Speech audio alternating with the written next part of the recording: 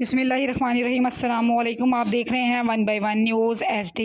कमालिया से मैं अपडेट कर रहे हैं। सुलेमान हैदर गुजर assistant commissioner Zaryab Sajid combo की पेट्रोल पंप्स के खिलाफ पैमाना कम पाए जाने पर कार्रवाई, 60,000 जुर्माना आयद कर दिया गया।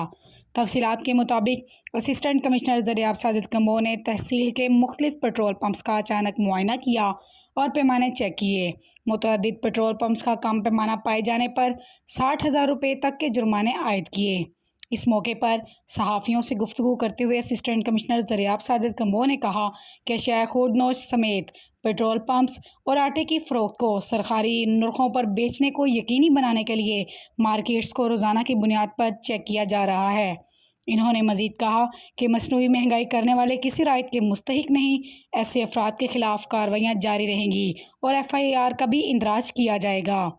एक बार फिर आपको अपडेट करते चले। Assistant commissioner Zaryab Sajid combo की पेट्रोल पंप्स के खिलाफ पैमाना कम पाए जाने पर कार्रवाई, 60,000 रुपये जुर्माना आयद कर दिया गया। Assistant commissioner Zaryab Sajid combo का कहना है कि अशिया खुर्दनोश समेत पेट्रोल पंप्स और आटे की फ़रोख्त को सरकारी नरखों पर बेचने को यकीनी बनाने के लिए मार्केट्स को रोज़ाना की बुनियाद पर चेक किया जा रहा है।